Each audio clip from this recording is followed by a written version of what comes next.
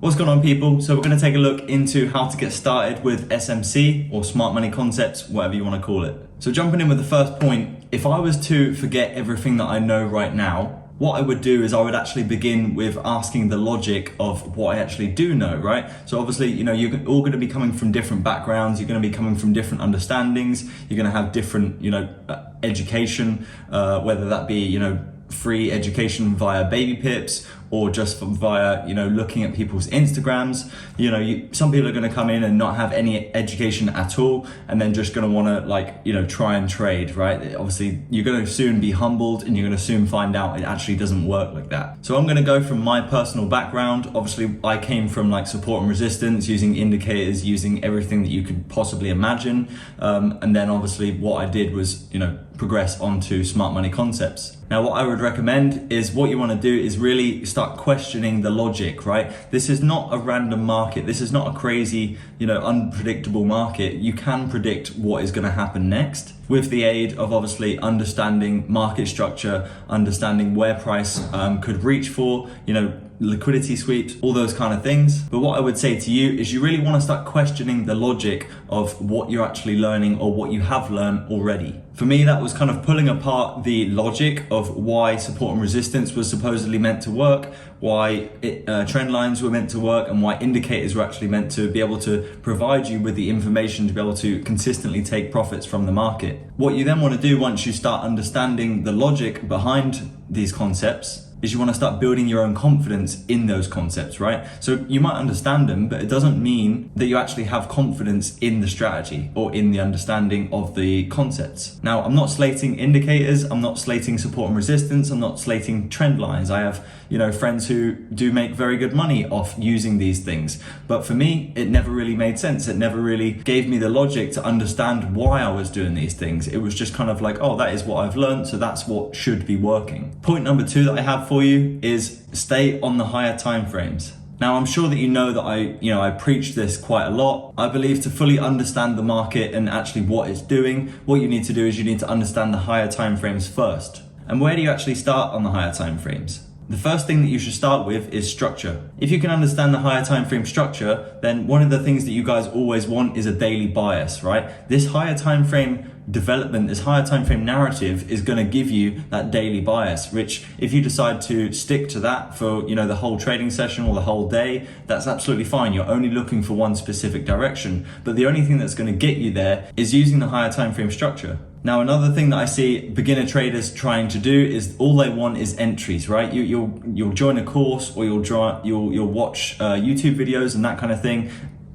All you ever want is entries. And unfortunately, it doesn't make a difference whether you know the entry model or whether you can actually trade the entry model. If you don't know where you're trading from, you're not going to be able to trade, and actually pull off decent positions. So let's take a look at Euro USD on the monthly chart, right? This is the first thing that we're going to be doing when we're trying to understand smart money concepts. So one of the videos that I actually uploaded to YouTube a while ago now, it was all about ranges, right? If you haven't checked it out, check the card up here. But if you have watched it, then crack on with this video. So what we can do is we can see that, we want to be starting from the left side of the chart, right? So the first thing that we can see is this high gets put in all the way down to this low here, okay? So now we have the beginning stages of a range, an understanding of a price movement. The next thing that we can understand is from the video that I provided to you, what we want to see is a breakout of this range and then a retest. So the first thing that we get here is this breakout and then we get this pullback into the range, okay? And then obviously, yes, you can get down on the lower time frames and you can start refining where that has actually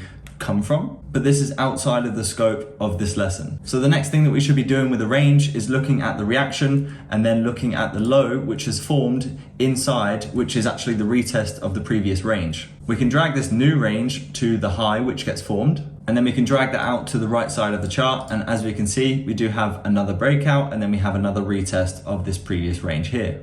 Now, some of you might be thinking, why am I actually talking about ranges, right? So ranges is actually a great thing to use to actually understand why price didn't actually come up higher to, potentially the POI or the point of interest that you actually had marked out. If you can understand that price has just tapped back into a previous range and then continue down, then obviously you can use this information to actually then continue the trade instead of looking for pullbacks further up into, your potential POI. Okay, so what you want to do is you want to continue this process all the way through the whole chart on the monthly time frame, right? This is going to give you a good understanding about why price is doing what it's doing and why price is actually reacting from where it is. One of the main issues that I see people coming into this industry is obviously they want it quick. They want it tomorrow. They want it, next week, right?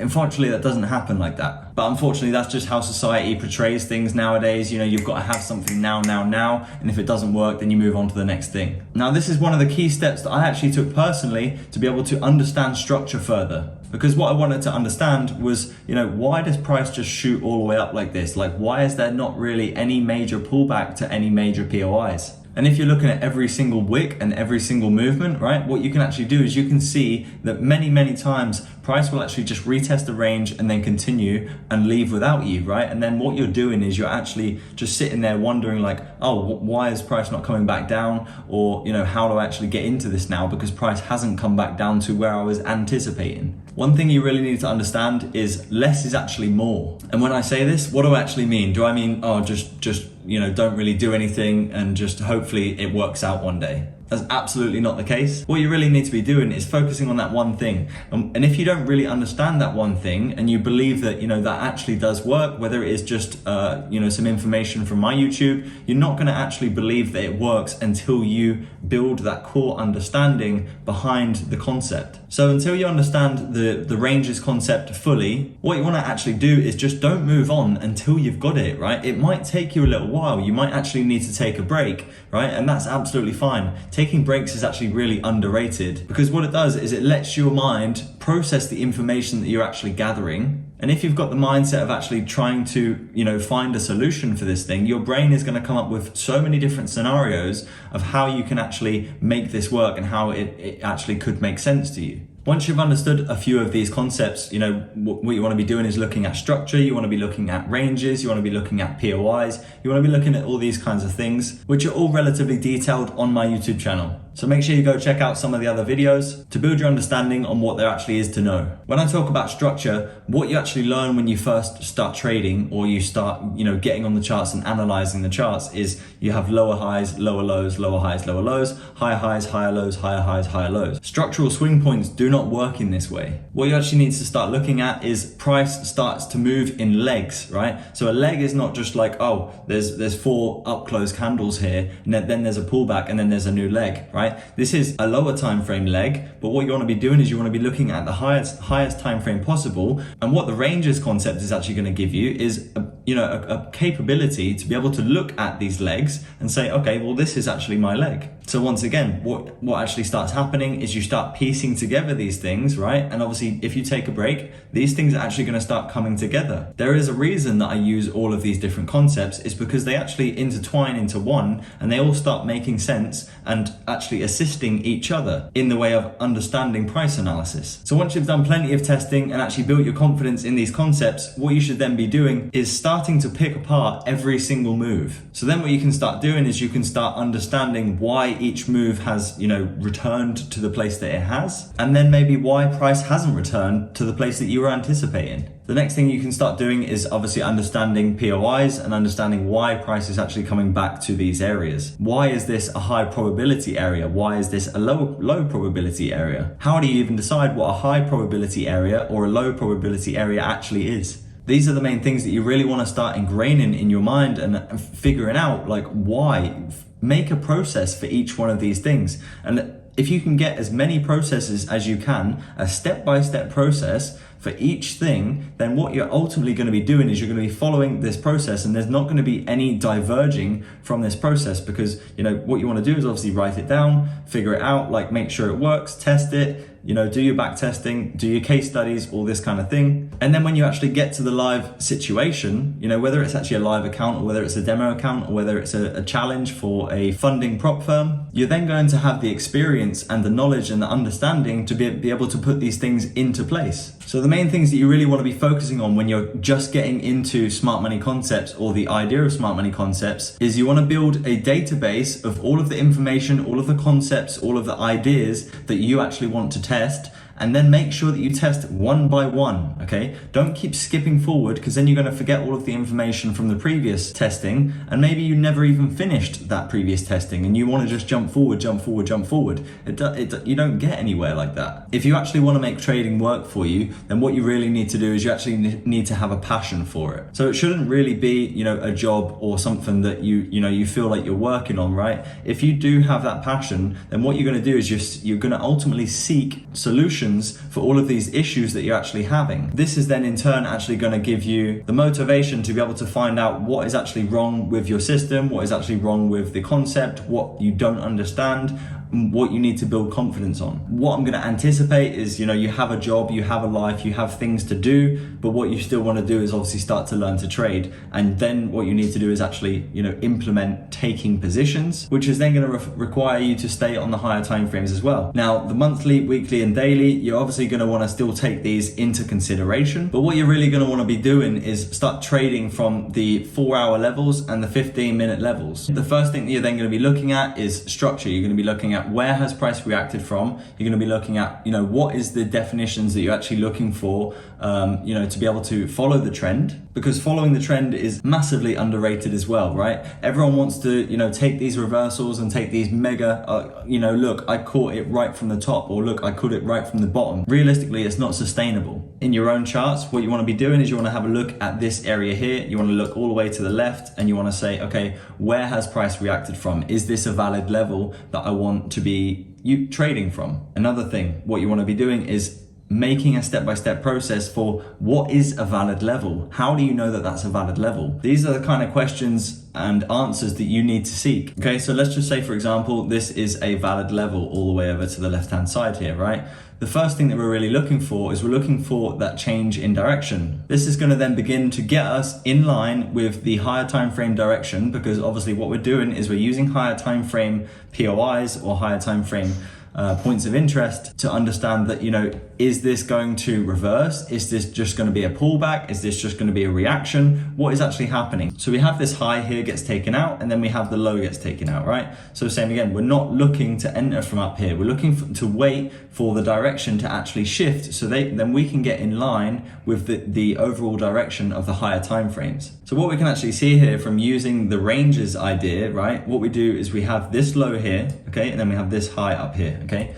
What I'm going to do is just delete this level here, right? So what we can see is we've had a breakout, and then we've had a retest, okay, right here. So let's just draw this on, okay? So here we have the breakout, here we have the retest, right? Now we have more confirmation to understand that this could be a valid level to trade from. Utilizing the time frames available to you, what you want to then do is find your next POI, right? So this could be your next POI, okay? But oh, look, price doesn't actually come back to this level, okay? Well, why? Ask yourself why. What has actually happened? What I like to do and what I teach my students to do is actually get a horizontal line and use the magnet button. So over the left-hand side here, you can see this says, command, right? So put command, put the magnet on, and then put the horizontal line on. Now what I want to do is I want to look all the way to the left in here and see, what did I actually miss? How can I improve for next time? Does this actually happen more often than not? Is it because I've had, a very small POI like this, and to the left side, we've had a big push up, and then to the right side, we've had a big push to the downside? What does this actually signify? Does this mean that when this happens in the future, what I'm actually going to be doing is I'm going to be waiting for this POI, and then it's actually going to be missed? This is when you start getting the emotions come in, you start getting FOMO, you start, forcing trades, you start getting into really shit trades, right? So just be very, very curious, be very understanding of the market, that, it's not always going to come to your levels. No matter whether you're a smart money trader, whether you're a retail, support and resistance trader, there's going to be things that you don't understand. But what you can actually do with smart money, and this is the reason that it resonates with me so much, is I can put logic to it. I can understand, right, okay, I missed this trade, or maybe I took a losing trade, right? And I can look back and go, oh, actually that was my fault, or I missed something, or, I wasn't trading from the right level. With retail, I couldn't actually do this. I didn't understand, like, oh, I expected my break and retest to work. Actually, you've got your ranges, right? Which is actually why break and retests actually work. Big understanding shift just there. When you do have a valid 4-hour level, like this one here, does price come back into this level and then just shoot away? What actually happens? What is your process for when price does come back to this level? Are you looking for another change of character? Are you looking to enter straight from it? Are you looking for inducement? Are you looking for XYZ? Many different things that you can actually implement and start choosing to add into your strategy to be able to build a consistent, repeatable system that you can follow day in, day out, and you don't even have to take second thoughts on it. So as you can see, there is many things that you can actually begin to work on. I would suggest that if you are just starting, what you want to be doing is, check out some more content, check out my content, check out someone else's content. Make sure that the stuff that you're actually watching, you can make sense of it. If it does not make sense for you, it's not going to work for you. If you want some more digestible content to be able to find out new concepts, new ideas, new things that you can actually test, check out my Instagram just here. I post some very valuable content on there which should be able to help you throughout your journey, and obviously you can just take and pick whatever you want out of there and then start testing it and implementing it yourself. If you enjoyed the video, please like, comment and subscribe, and I'll catch you guys in the next video.